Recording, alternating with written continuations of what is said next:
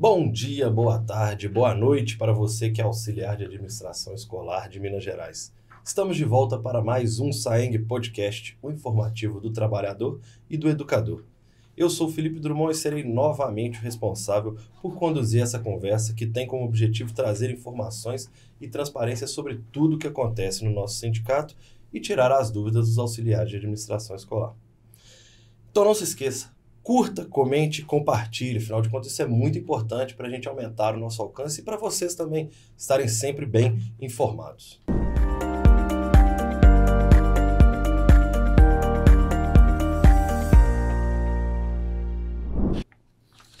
Em nosso 19º e penúltimo episódio, vamos falar sobre a campanha salarial de 2025. Vale lembrar que entre outubro e novembro deste ano, o Saeng e o SAISU realizaram várias assembleias para definir a pauta de reivindicação para a Convenção Coletiva de Trabalho dos anos de 2025 e 2026. E é sobre isso que nós vamos falar aqui hoje. Para a gente falar de um assunto tão importante para a categoria, recebemos hoje o Fernando Duarte, que é supervisor técnico do Departamento Intersindical de Estatística e Estudo Socioeconômico, o DIEESE. Obrigado pela sua presença. Seja muito bem-vindo, Fernando. Obrigado pelo convite e um bom debate aqui para a gente hoje. Recebemos também o Leandro Carneiro Batista, que é presidente do Sindicato dos Auxiliares de Administração Escolar da região sul de Minas Gerais, o nosso SAISU, e desde 2014 está à frente do sindicato. O Leandro também trabalha como diretor e coordenador da Secretaria de Assuntos Jurídicos da Confederação Nacional dos Trabalhadores em Estabelecimentos de Ensino, a CONTEE. Obrigado pela sua presença, veio lá de Varginha, já agradeço de antemão, viu, Leandro? Nós que agradecemos estar aqui contribuindo, colaborando para esse debate tão importante para a nossa categoria.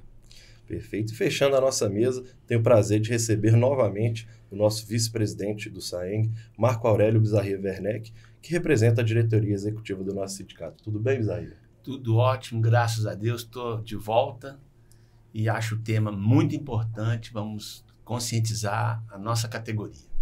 Perfeito. Para a gente começar a nossa conversa, vou primeiro para o Fernando falar um pouco mais sobre o DIEESE, né?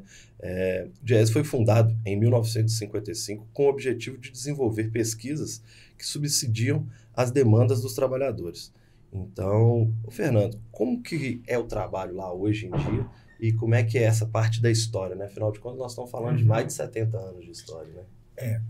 O DIEESE, o ano que vem, ele completa 70 anos. Esse ano ele está completando 69 anos, né? Nós fomos fundados em dezembro de 1955 e ele foi criado justamente isso, porque os trabalhadores vão para as negociações, vão para as discussões de melhoria das condições de trabalho, de remuneração e queriam um órgão técnico para fundamentar essas reivindicações. Então, o primeiro objetivo, o movimento sindical criou o DIEESE e falou, nós gostaríamos de ter uma pesquisa sobre o custo de vida. Então, essa foi a primeira tarefa que a gente teve. Com o tempo, a gente diversificou as nossas pesquisas, pesquisa de emprego, desemprego, cesta básica. Aqui em Belo Horizonte, por exemplo, a gente faz a pesquisa da cesta básica. Todo mundo que ouve Itatiaia, ouviu muitas vezes o jornal, os jornais locais, vem a pesquisa do DIEESE. Mas também, né, a gente faz aí esse trabalho de assessoria, no caso do SAISU, a gente ajuda a fundamentar a pauta de negociação e também trabalhamos com educação. Nós temos uma faculdade em São Paulo, a faculdade Escola DIEESE de Ciências do Trabalho, e um pouco é isso. A gente trabalha com pesquisa, assessoria e educação.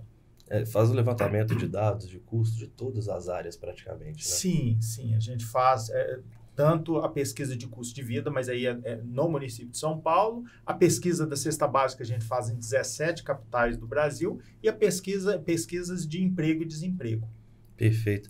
E pensando exatamente na campanha salarial para 2025, como é que lá no DIEESE vocês estão vendo as perspectivas para essa campanha na área escolar?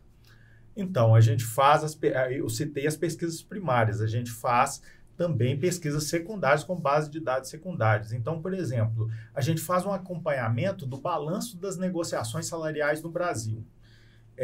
Então, neste momento, né, ainda não terminou o ano de 2024, mas nós já temos no nosso banco de dados mais de 13 mil negociações que ocorreram no ano de 2024 já mapeadas. O que a gente tem observado? A gente observa que mais de 85% das negociações esse ano fecharam com ganho real. Né? Esse é o primeiro ponto. As que fecharam com menos, abaixo da inflação foram 3%. E 11% ficaram no índice de inflação. Então, é isso que nós temos. Então, a perspectiva, nós temos um cenário econômico favorável, a gente está com a economia crescendo, cada dia que vai apresentar o resultado do PIB, a gente é surpreendido com o PIB crescendo mais do que as previsões. Nós temos um desemprego muito baixo. O que é muito baixo? É 6,5% de desemprego no Brasil e em Minas Gerais, especificamente 5%. Então, você passa aí, quem anda pela cidade, vê muita placa de contrata-se e tal. A gente está vendo muito isso. E a inflação está sob controle. Apesar dela estar agora, recentemente, deu uma aumentadazinha, mas ela está aí, né? Esse ano a inflação mais alta foi 4,60%, que foi o mês passado. Então, é isso. A perspectiva é bastante positiva e isso tem se apresentado nos resultados, como eu já mencionei. Uhum. E quais são os dados mais recentes que a gente pode falar dos reajustes salariais comparados com o INPC pela database? Então, os mais recentes são esses que eu apresentei. Então, no acumulado, por exemplo, a gente, um mês só, a gente não divulga mensal esse dado, porque as informações vão entrando no banco de dados do sistema do Ministério do Trabalho e, assim, uma negociação que é database outubro, algumas já fecharam, outras vão fechar em novembro e outras vão fechar só em abril, né? Isso aí vai... No nosso caso é esse, né? A gente fala de março para abrir as negociações. Isso, e sendo que a data base de vocês é 1º de abril, né? Então, pode fechar em março, mas uma negociação pode acabar fechando lá em junho. Isso acontece com várias categorias. Então, o nosso banco de dados... do ano de 2024, né, até outubro, janeiro, outubro, está indicando que 85,8% das categorias fecharam acima do INPC. 10,8% fecharam igual ao INPC e 3,4% abaixo do INPC. Então, esse é o dado. E qual que foi a inflação que essas categorias negociaram ao longo do ano? Quem negociou a menor inflação ao longo do ano foi 3,23%, que foi na data base 1º de maio. Vocês, por exemplo, do SAI, negociaram 3,40%, que foi a data base 1º de abril. Isso. E quem está negociando a inflação mais alta do período é agora que está negociando 4,60%, que é a data base 1º de novembro. Perfeito. E aí, aproveitando para trazer o Leandro Bizarria também para a conversa, primeiramente eu queria pedir ao Leandro para falar um pouco mais do trabalho lá no SAISU, número de associados, entre outros detalhes, né? Para a gente poder apresentar isso para a nossa categoria também. Temos que, assim, começando, né? A gente tem que lembrar que o SAISU, ele origina do SAI-MG, não só o SAISU, como o SAI Norte, SAI Sudeste, SAI Nordeste, SAI Triângulo, Alto Paranaíba e SAIURA, que é o sindicato de Uberaba e região. Né? Todos nós, né, lá em 2014, nós estávamos com uma dificuldade muito grande com a legislação trabalhista no que se diz respeito à estabilidade dos diretores. E também nós tínhamos dificuldade por causa de Minas Gerais ser um estado que a gente pode dizer aí que é maior que muitos países, né? Que temos aí na esfera, né, global. Então, nós tínhamos essa dificuldade de chegar até, né, esses trabalhadores. Então, veio, né, essa ideia nossa, na época da executiva, de dividirmos o SAI-MG, na época, primeiramente, em 6 entidades, né, e depois vem, né, aí depois separa, né, o Triângulo Mineiro em 2 sindicatos, que é o sindicato do Triângulo Mineiro, SAI, né, do Triângulo Mineiro, e depois o SAI de Uberaba, né, em região. Então, formando hoje 7 sindicatos da nossa federação. Desde lá para cá, o SAISU, né, vem, né, fazendo uma batalha muito grande, porque em 2014 a gente faz essa separação e logo em 2016 vem a famigerada reforma trabalhista, né, que a gente chama de deforma trabalhista, que ela entra em vigor em 2017. Né, e ela vem com aquela enxurrada de tirada de direito dos trabalhadores, que os trabalhadores hoje não sabem disso. Né? Muitos deles, a maior parte, vamos dizer, se preocuparam com o fim do imposto sindical. Entendeu? E não atentaram a outros direitos fundamentais que estavam ali embutidos sendo tirados. Um deles, a ultratividade de direitos. Né? O outro, a precarização do trabalho, né? Que é, lá vamos lá as contratações, né? Intermitente e as outras. Né? Então, isso vem diminuindo e pegou, né, não somente o SAISU, o SAIMG, mas todos os sindicatos no Brasil, né, de forma de que tem prejudicado essa negociação. Né? Já temos aí a emenda constitucional 45, né, que já vinha nos assombrando, o que nos segurava era a ultratividade. Né? E hoje nós não temos e temos a emenda constitucional 45, que traz essa dificuldade na negociação com os sindicatos patronais. Né? Quer complementar alguma coisa, Bizarri? Acho que eu falei. Eu acho que foi bom para as pessoas conhecerem o SAISU. E do lado nosso, nós nos preparamos para essa próxima negociação, além de fazermos cursos para diretoria, seminários, nós realizamos 13 assembleias no interior para ouvir a categoria e fechamos com uma assembleia em BH, que foi híbrida, BH e região. Do ano passado para esse, nós tivemos um acréscimo de 34% na participação das assembleias. E preparamos uma pauta que nós vamos apresentar, que vamos discutir. A categoria está muito assim, já perdeu o que tinha que perder, e nós vamos agora lutar para nenhum direito a menos. É isso que eu queria começar. Perfeito. E aí, novamente para vocês dois, como que vocês avaliam as últimas negociações que têm acontecido com a Sinep e quais são os principais desafios que vocês esperam para garantir esses avanços reais para a categoria em 2025? Conforme eu toquei no assunto, né, a gente tem muita dificuldade de negociar com a Sinep e vem piorado essas negociações desde o ponto de que as grandes empresas de mercado, lembrando que a educação privada hoje ela está sendo passando para a Bolsa de Valores, vamos dizer assim.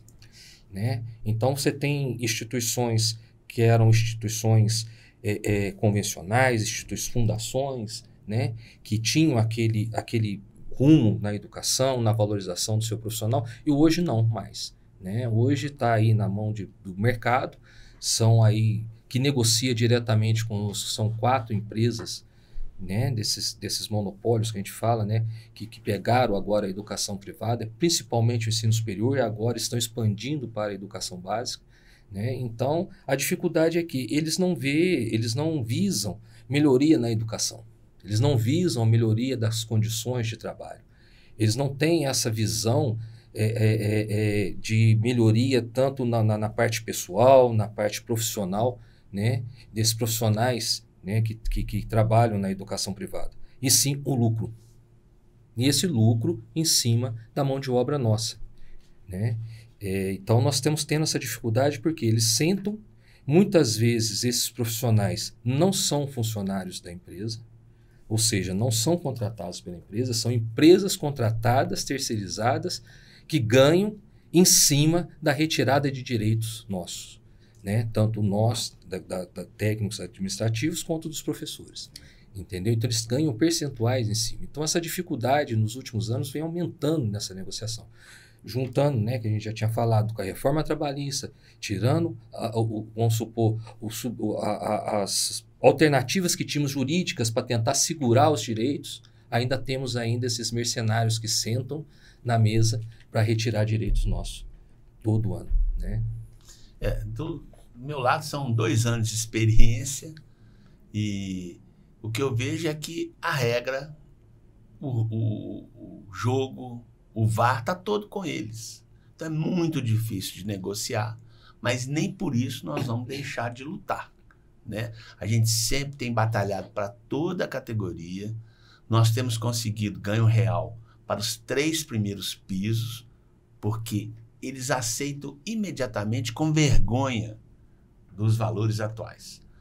Nós pesquisamos convenção de supermercado, de condomínio, o primeiro piso é maior que o nosso. Supermercado e condomínio está com dificuldade de contratação. As escolas estão enfrentando o mesmo problema. E vai ser daí para pior. Cada dia tem mais pedido de demissão. As pessoas estão com problema de saúde mental. Então, é hora da gente lutar, porque o que nós tínhamos que perder, nós já perdemos, né? Nós vamos lutar para não ter... igual o Leandro falou, você vai para uma negociação onde só a gente perde. Que negociação é essa? Né? Então, vamos ver a próxima agora. E assim, a gente tem uma recente, né? A gente viu que tem a possibilidade de aumento de 10% a 15% nas mensalidades, né? E aí, quando chega para sentar, para negociar com a categoria, eles oferecem abaixo de 5%. Então, é uma discrepância muito grande, né? Quais são as estratégias que dá para usar para a gente equilibrar essa balança, para tentar garantir um reajuste mais justo para os trabalhadores? Felipe, Fernando está aí, acompanha a nossa negociação, né, desde muito tempo, né, Fernando? Sim. E a gente tem tentado, né, a todo custo, né, tentar garantir a não retirada, porque hoje os sindicatos no Brasil, eles estão no modo resistência.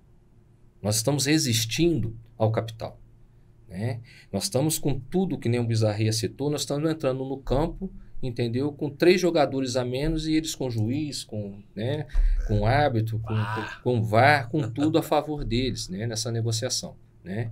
Mas a ideia nossa, por exemplo, para a gente trazer, não é só esse ano que está com essa expectativa. No ano passado, a média na região sul de Minas Gerais foi de 12% de aumento de mensalidade, entendeu? O ano retrasado, né, foi de 15%. E aí, quando eles vêm, eles trazem para a gente a infração somente, e quando trazem ela ainda parcelada. Né? Então, eles, além de vir só recomposição, a gente não ter um aumento real de salário, ainda vem com essa recomposição parcelada. Entendeu? E isso quando? Lá a partir do mês de junho, a partir do mês de maio. Então, a nossa resistência hoje é tentar o quê? É mostrar para a sociedade, mostrar para os trabalhadores que o nosso salário é vergonhoso. Não é só aqui na capital, que está na baixo, né? Nós estamos aí no nível, nosso piso salarial está no nível mais baixo, está ali brigando, que nem diz outros, na zona de rebaixamento dos pisos. A gente costuma até, para tentar exemplificar para quem está nos assistindo, mostrar que, por exemplo, o primeiro piso da categoria, quando vira o ano e há o reajuste do salário mínimo, as escolas passam a pagar automaticamente esse valor, porque esse valor é maior do que o do primeiro piso nessa virada, né? Só para mostrar, exemplificar o tamanho do problema. O salário mínimo, esse ano, né, a gente conseguiu que ele vai pegar só o primeiro piso, porque o ano passado pegou os 2. O ano retrasado quase chegou no 3º. Né? Então, se a gente pegar e for analisar, nós estamos com um piso muito baixo, estamos com evasão. Porque nós sempre na mesa de negociação, eles sempre vieram a negociar com a gente falando da evasão escolar e da inadimplência. Agora nós estamos com evasão de trabalhadores. Ninguém quer trabalhar. Não somente a nossa categoria de auxiliares e técnicos administrativos, como de professores. Os professores estão prestando concurso, estão saindo da rede privada de ensino porque não compensa mais trabalhar na rede privada de ensino. Entendeu? Por quê? Por causa desse esmagamento, dessa exploração contínua e aumentada, né, nesses últimos anos, entendeu, do capital em cima da mão de obra nossa, dentro das instituições de ensino.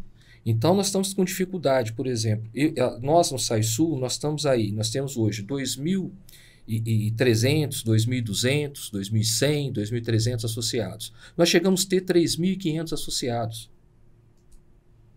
Uma base de trabalhadores que era, antes da pandemia, de 4.800, 4.900 trabalhadores.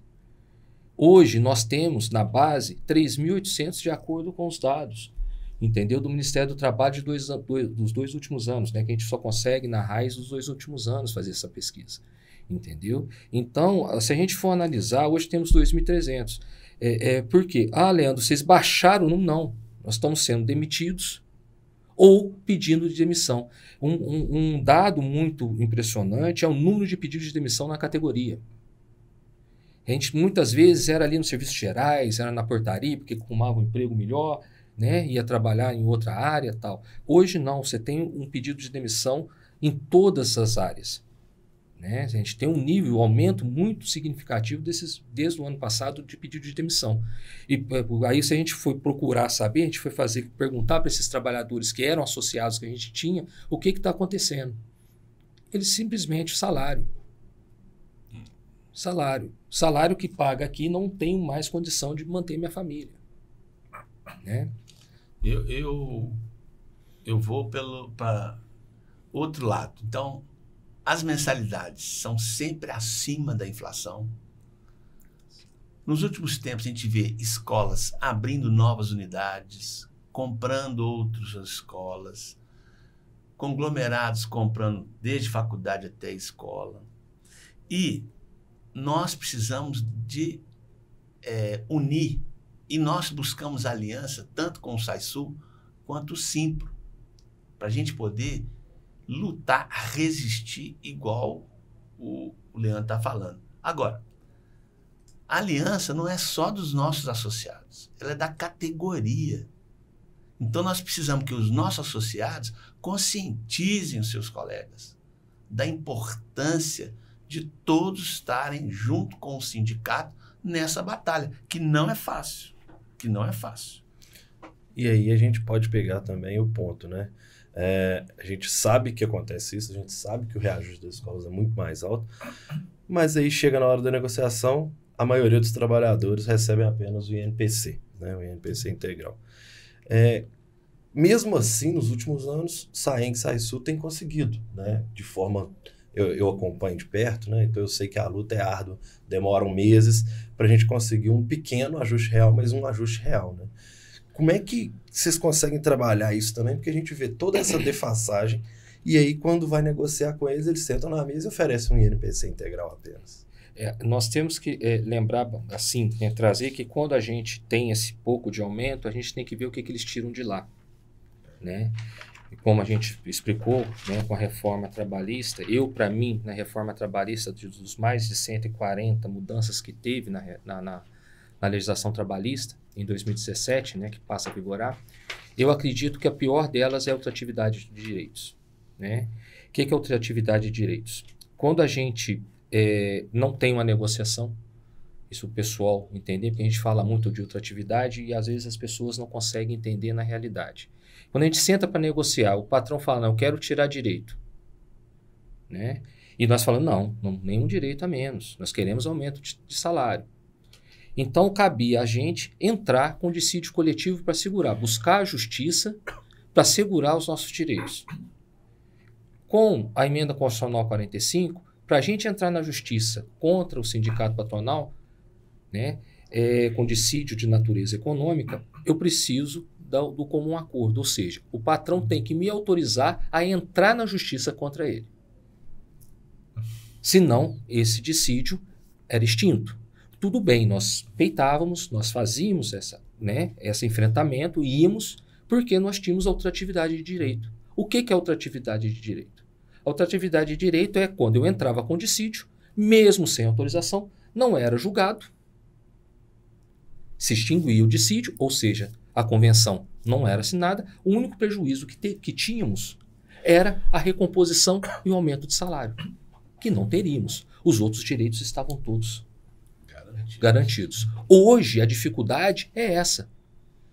Porque se a gente entra com dissídio sem ultratividade, lembrando que a ultratividade ela cai definitivamente, tinha entendimento da justiça, mas ela vai por terra na reforma trabalhista, né? Quando cai a ultratividade, se nós perdemos um dissídio hoje, nós perdemos todos os direitos. Né? Então o trabalhador tem que estar ciente disso, que ele tem que vir, o Bizarria falou, que não é somente o associado.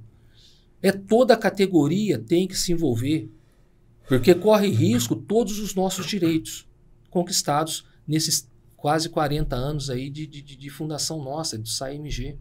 Né? Então, isso é um risco que nós corremos a cada ano. Essa dificuldade hoje traz para a gente, porque, por exemplo, para os trabalhadores terem ideia, a gente chamou uma assembleia, né, de aprovação no ano retrasado, né, no ano passado, desculpa, né? Nós perdemos o adicional por tempo de serviço, parte dele para os novos contratados. Sai de 5 por 3. A votação no SAISU deu 1 voto de diferença. Nós tínhamos lá 300 e poucos trabalhadores, né? Eu tive que abrir, porque estava no Zoom, fez aquela votação de 50% a 50%. Eu tive que abrir o número para saber. 1 voto de diferença. Abriu mão de direito. Por isso a importância dos trabalhadores participarem ativamente, associados e não associados. Porque os novos trabalhadores hoje, o adicional por tempo de serviço deles é 3%. O mesmo caso acontece com a Bolsa de Estudos, que foi agora modificada na última convenção. Medicina. Né? Então, nós estamos nessa luta, nessa resistência para tentar segurar. Né? Então, aí eu não estudo medicina, mas pode chegar a acontecer do seu curso, da sua bolsa, e aí vai. Então, retroagir, perder esses direitos, que nós temos eles há 30 anos. Mais de 30 anos. Entendeu? E aí você olha qual foi o nosso aumento? O INPC. Entendeu? Eu gostaria de falar que em relação a isso que o Leandro está falando, quando foi 3% para novos contratados, quem estava na escola falou, não, mas é para quem é novo contratado. Não sou afetado. 2, 3 meses após a assinatura da convenção, quem tinha 9, quem tinha 14 anos de escola foi demitido. Então a pessoa acha que não vai ser afetada, mas chega nela sim. Né? E, Fernando, na sua avaliação, depois de tudo isso que a gente já falou também, da falta até de emprego, né, que a gente fala na falta de trabalhador para ocupar os empregos que existem, na verdade, como é que você vê o impacto disso também para as instituições particulares de ensino? A gente vê com preocupação para elas também, né? Que elas também deveriam fazer uma reflexão sobre o que está acontecendo e o que afeta para frente, né? Porque no primeiro momento, ao você, por exemplo, aumentar as mensalidades acima da inflação e pagar apenas o INPC para os trabalhadores, parece que é aumento de lucro né? E isso pode acontecer no primeiro momento. Mas vamos problematizar isso um pouco. No caso, hoje, com a oferta maior de trabalho, tudo mais, se você tem um salário muito próximo ao salário mínimo, né, e o piso fica muito próximo ao salário mínimo, você tem uma condição total de buscar melhor salário no mercado, tudo mais. Então, o trabalhador simplesmente... lógico que olha a qualidade do trabalho, porque é muito gratificante trabalhar numa escola, né? A gente tem que pensar isso. Isso é gratificante, a categoria sabe, mas chega num determinado momento que o salário fala mais alto. O salário fala mais alto. E aí, você vai ter um processo de aumento de rotatividade para a escola, né? O trabalhador, sai, no outro ano é outro funcionário, e com o passar do tempo, o pai do aluno começa a perceber isso. Ele não está sabendo qual que é o salário. Ele pensa, eu estou preocupado com a mensalidade que eu pago. E a partir dessa mensalidade, ele começa a se preocupar pela qualidade. O professor que era bacana, que todo mundo elogiava, que era, né, sai da escola. O auxiliar que fica lá na portaria, todo dia recebe o filho, é outro. Então, esse pai vai gerando uma insegurança em relação a com quem eu estou deixando o meu filho, com quem que eu estou deixando, né, o bem mais precioso que eu tenho, e ele vai procurar outra escola particular, né, e isso, as que conseguem, para além da convenção, fazer um acordo dentro da escola melhor, é a que vai sair ganhando. Então, as escolas num todo, ela sai perdendo também com essa política severa de não fazer uma leitura correta dos acontecimentos, né? Isso a gente, Bizarria e Leandro já estão mencionando, e a gente tem isso nos números. Então, eu apresentei os dados das negociações de um modo geral. Agora, a gente tem observado que no segmento educação privada, as negociações têm sido piores. Então, por exemplo, aquele cenário que eu falei de 86% acima da inflação, tal, no caso da educação privada, né, a gente observa que está lá só 58% está acima da inflação. 16% está, inclusive, abaixo do INPC. E eu havia mencionado que apenas 3,4% esse ano estava abaixo da inflação, mas na educação privada já é 16%. Então, houve um problema ali localizado no período da pandemia. E eu acho que as escolas tentaram, com essa retomada, tal, ganhar em cima do que, né, teoricamente, para elas foi um momento de dificuldade, mas já está na hora de mudar esse panorama, porque agora as coisas já estão fluindo, tudo mais, e é aquilo, né? Todos têm a perder, os funcionários. Então, ninguém quer mudar de escola, o profissional não quer mudar de escola, os pais não querem tirar o filho da escola, mas a gente sabe que, no limite, quando você só prioriza o lucro, sem olhar para a qualidade, sem olhar para o funcionário, quem vai sair perdendo é o dono da escola. Mas o funcionário também tem que mostrar insatisfação em determinado momento, e esse momento é a campanha salarial via aproximação do sindicato, via organização, e também entender esses números que a gente está passando, né? O Leandro citou aqui legislação importante, que é a questão da ultratividade, né? A pessoa vê uma reforma trabalhista, nem se interessa pelo fato, o que aconteceu na reforma trabalhista, e fala mal do sindicato. Ah, o sindicato não faz nada por mim, não sei o quê. Será que ele tem consciência do que mudou? Porque antigamente, antes da reforma trabalhista, tinha um terceirizado dentro da escola, recebendo bem abaixo dos demais. O sindicato falava, isso aqui é terceirização ilegal. O que a reforma faz? A reforma legaliza o ilegal. Então, o trabalhador tem que ter consciência disso, tem que ter consciência que o sindicato está lá todos os dias para defendê-lo. Então, um acordo não cai de mão beijada. É anos de luta, né? Tanto Bizarria como o Leandro está falando aí de histórias de 30 anos que estão sendo desfeitas. Negócio das bolsas, das mensalidades. Então, no mínimo, a organização é fundamental nesse momento, né? É isso. É muito difícil, né? Eu sempre falo isso, porque eu converso sempre com o Bizarria, quando ele volta das negociações, a gente troca aquela ideia lá, e o homem fica bravo demais. Tem dia que ele chega lá bufando e fala assim, hoje não quiseram nem conversar. Tem dias e dias de negociação.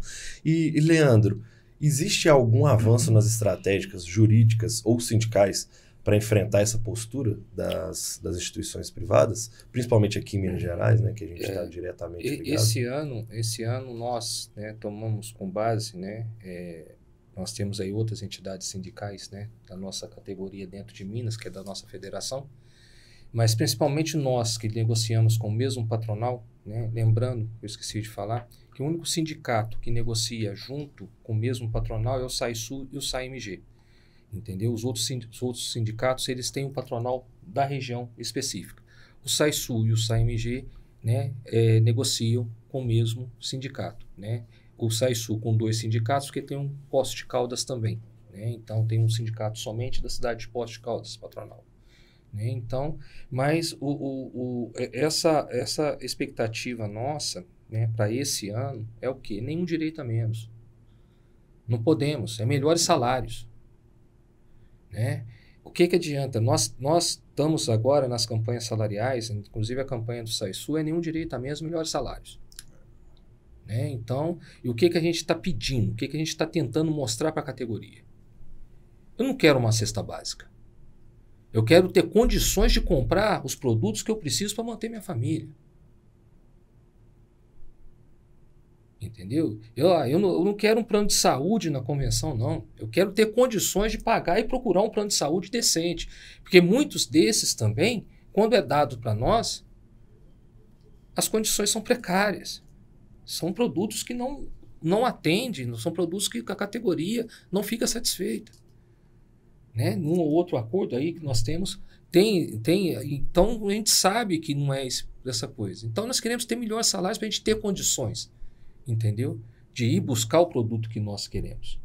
Né? A Constituição fala que nós temos, o nosso salário tem que dar para a gente manter a qualidade de vida nossa e de nossas famílias, né? Ou seja, daqueles que dependem da gente. Né? Não é da forma que está. Entendeu? Você pegar o nosso primeiro piso, por exemplo, se for no supermercado, né? Então, é vergonhoso para a nossa categoria. É vergonhoso ter um piso desse. O momento é melhor salário. Não adianta a gente querer conquistar, ampliar, se o jogo as regras estão favoráveis a eles. Então, o que nós tínhamos que perder, nós já perdemos. Então, agora é lutar para não perder mais. Vamos discutir salário com mais argumento, mais estudo, mais pesquisa, mais bem preparado. Né? Porque você vai para uma negociação onde você escuta, nem pensar. Pode esquecer. Sem chance. Perdeu. É nosso. Sem chance. Leva para a justiça. Isso para mim não é negociação. São educados, mas muito desrespeitosos com a categoria.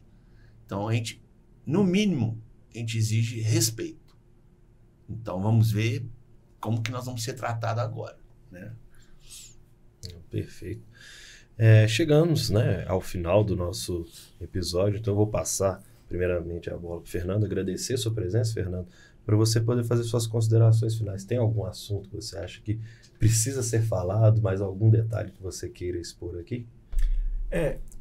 Eu gostaria de agradecer o convite para estar aqui hoje e gostaria de citar um ponto que a gente não comentou até o momento, mas é uma coisa muito importante para a classe trabalhadora brasileira, que muitas vezes a classe trabalhadora não dá importância ou quando acontece, muitas vezes fica insatisfeito com esse acontecimento, que hoje o Brasil tem uma política que é a política de valorização do salário mínimo. Então, tem uma regra nacional que fala que todo ano o trabalhador, o trabalhador do piso, vai ter o INPC mais um aumento real. O que acontece? Isso é obrigado só para quem ganha o salário mínimo. E as outras categorias, elas têm que lutar para ter o reajuste via as negociações coletivas. Com a reforma trabalhista, os sindicatos ficaram desamparados. Né? Então, perderam instrumentos de fazer valer, muitas vezes, a mobilização, a questão da ultratividade, a questão da fragmentação dos contratos de trabalho, né? Da legalização da terceirização, do jornada intermitente. Então, as categorias têm que lutar para também conseguir um reajuste, se não o mesmo de aumento real do salário mínimo, para correr atrás. E tem que entender também que a política do salário mínimo é uma conquista da classe trabalhadora. Porque foram as centrais que lá no primeiro governo Lula, no segundo governo Lula, foram lá, negociaram, falaram, nós queremos uma garantia em relação à política do salário mínimo. Depois ela foi extinta aí no governo Bolsonaro, foi retomada agora no governo Lula. Está passando por um momento de pressão, lógico, porque a questão fiscal no Brasil está isso, mas a gente tem que valorizar essas conquistas da classe trabalhadora. E lógico, as categorias ficam insatisfeitas. Eu ganhava 2 salários mínimos, agora eu ganho só 1, eu ganho 1,5, mas tem que entender a importância dessa valorização do salário mínimo, que no final das contas valoriza também a classe trabalhadora como um todo, e é isso, essa insatisfação vem por uma coisa boa, que é a questão dos salários da classe trabalhadora aumentando. É isso, muito obrigado. Nós que agradecemos. Leandro, mais uma vez, né, o esforço para você estar aqui, né, que saiu lá de Varginha. A gente está gravando o programa com a sua presença, graças a esse esforço que você fez para poder estar presente e deixar aberto para você fazer suas considerações finais. Eu começo, né, chamando a atenção, né, dos trabalhadores, né, e da nossa categoria, de que o sindicato, eu, Bizarria, nós não somos. Nós somos auxiliar de administração escolar. Né? Eu tenho 23 anos aí de casa, né, de contrato na escola, Bizarria 42 anos, trabalhando em escola, então todos nós estamos. Né? Nós somos auxiliar de administração escolar, nós estamos na direção do sindicato. E precisamos, e representamos vocês, né, todos os trabalhadores, né, os auxiliares. E precisamos de vocês, principalmente agora, nessas épocas. Né, igual o Fernando falou, essas mudanças na legislação, né, nós não podemos mais aceitar, a Bizarria tocou no assunto, de nenhum direito a menos. E precisamos, para não perdermos direito e termos valorização dos nossos quadros, ou seja, dos nossos salários, ter melhores salários, precisamos da categoria. Né, que só nós, a diretoria sozinha, não vamos dar conta. Um abraço a vocês todos, foi um prazer estar aqui. Precisamos, estamos aí de volta, tá certo? Obrigado. Perfeito. Agradeço também, Leandro. E também agradecer a presença do Bizarria, que ficou algum tempo sem participar, mas está de volta. Tava com né? saudade. Ó, o que eu tenho para falar é que todos associados são formadores de opinião. Tem todas as informações através da nossa comunicação, pelo site, pelo Instagram, podcast pelo YouTube, pelo Spotify, outras plataformas, canal de WhatsApp. Conscientizem seus colegas. Passem para eles o que nós estamos conversando. E nós temos que deixar claro, nós temos que ter orgulho de ser trabalhador, de sermos trabalhador da educação. Nós não somos colaboradores. Nós contribuímos na formação e na educação de crianças, adolescentes, jovens e adultos. Mas nós não colaboramos, nós temos obrigações. Nós não recebemos lucro, divisão de lucros. Nós temos horário. Então, nós somos trabalhadores. Orgulho de ser auxiliar de administração escolar e continuar fazendo o nosso trabalho, que é acolher. Nós somos os primeiros a chegar. Preparamos o material para os professores trabalharem, fazerem um excelente trabalho, para os alunos poderem aprender da melhor forma possível. Cuidamos da limpeza, da enfermaria, temos coordenadores, supervisores, diretores. Então, nós somos importantes para as instituições escolares. Muito obrigado e até uma próxima oportunidade. Valeu. Muito obrigado, Bizarria. E agradeço também a vocês que estão nos escutando e peço novamente o que o Bizarria falou, de compartilhe, passa isso para os seus colegas, faz todo mundo ficar bem informado, porque todo mundo bem informado, a nossa classe ganha, a nossa força aumenta e facilita um pouco essa dura negociação que é com o sindical, que ano que vem teremos mais uma pela frente, a partir do final de março, início de abril. Agradeço a todos pela presença. Daqui a 15 dias, não, daqui a uma semana voltamos, afinal de contas, encerrando o final de ano de 2024 e iniciando nosso trabalho, já pensando no trabalho de 2025, SAENG Podcast. O podcast do trabalhador, o podcast do educador.